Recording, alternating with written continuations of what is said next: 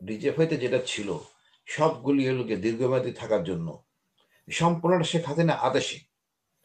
আর স্বল্পমেয়াদী যেগুলি ছিল র্যাবের হাতে বা ডিবির হাতে স্বল্পমেয়াদী, এটা থানা যদি ১০০ জন ছেলে না হয় আজকে নিরপেক্ষভাবে ঘুষ ছাড়া, মানে ভর্তিতে ঘুষ দিয়ে পুলিশ বিপদে পড়ে। মিনিমাম ৫ থেকে ১০ লক্ষ টাকা ঘুষ দিতে হয় একটা কনস্টেবলকে। আপনি ৫ লক্ষ ১০ লক্ষ ঘুষ ছাড়া আপা ১০০ জন লোক নেন প্রতি থানায়, কোনো অপরাধ হবে না।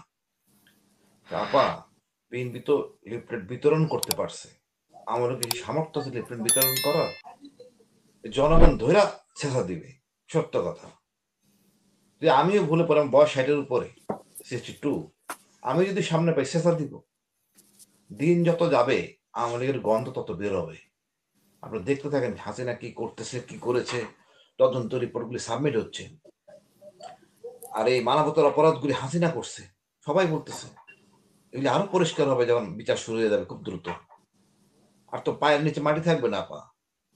ফেব্রুয়ারি মাস নয় ঠিক আছে, মার্চ মাসের পর তো কোনো স্কোপ থাকবে না।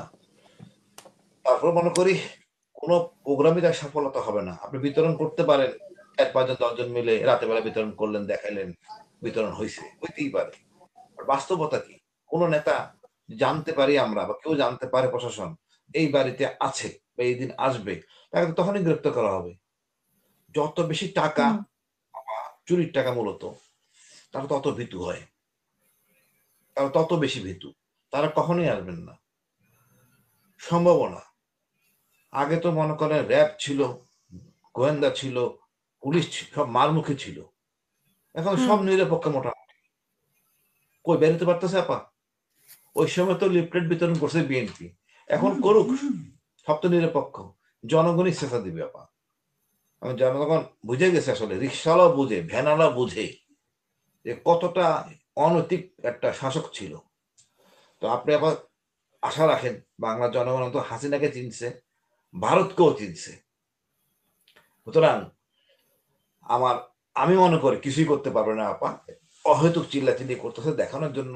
উনি বাস্তব বহির্ভূত, মানে বাস্তবতার বাইরে ছিলেন শেখ হাসিনা। আসলে কি আর উনি বলতেন কি বা ভাবছেন কি, এখন উনি দেখতেছেন যে যেই ন্যারেটিভ উনি ধারণ করেন না কেন, বাংলা জনগণ বুঝে গেছে শেখ পরিবার কি, শেখ তন্ত্রটা কি।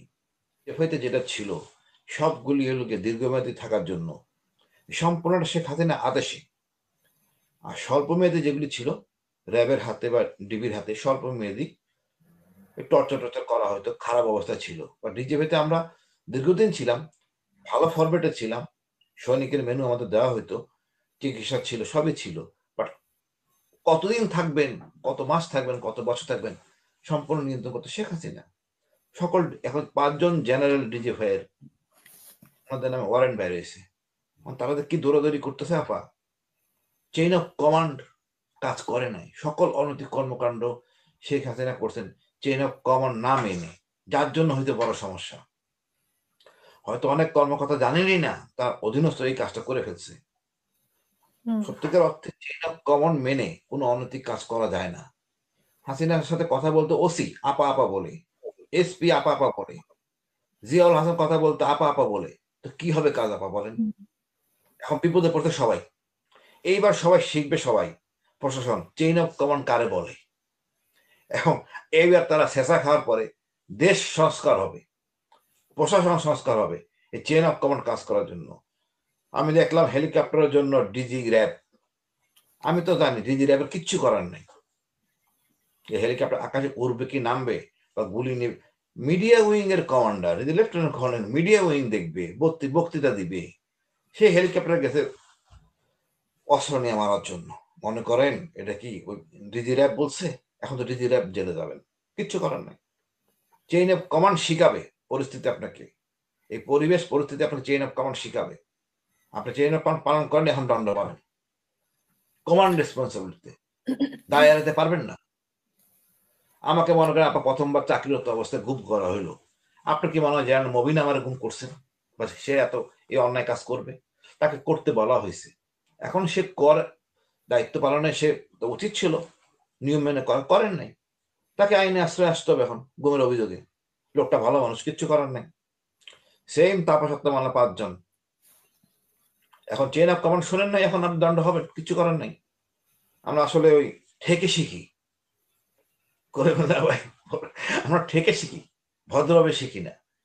আর শিখতে না জানেন অন্তত ভালো পরামর্শ দেন, উপদেশ দেন, সেটাও দেন না। আমার বিশ্বাস আপা কিছুই হবে না।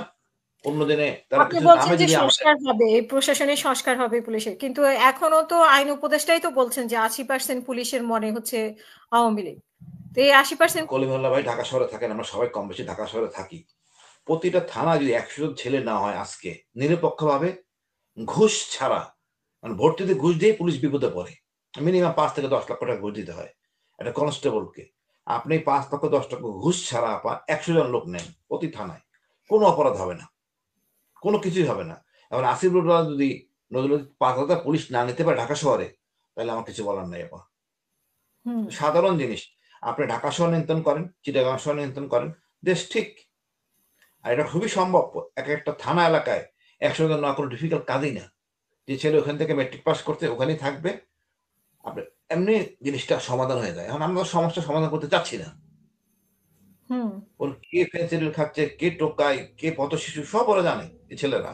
আর ওই স্কুল থেকে সে পড়াশোনা করছে ঢাকার বা হুম চিটাগাংয়ের, ওই জানেন। এটা কোনো ডিফিকাল্ট কাজ দেখিনি। এখন আপনার কাজটা যদি খালি খালি ডিফিকাল্ট করে ফেলেন, তাহলে সমস্যা। আমি মনে করি জি। আসিফ নজরুল ভাই পজিটিভ, কিনা সমস্যা সমাধান হবে। একটু সময় লাগতেছে, এখন দিন দিন দৃশ্যমান হচ্ছে, আস্থা বাড়তেছে। আমার মনে হয় সবকিছু বেড়ে গেলে হাসিনা লজ্জা পাবে, আওয়ামী লীগ বলতেই লজ্জা পাবে কেউ। জি।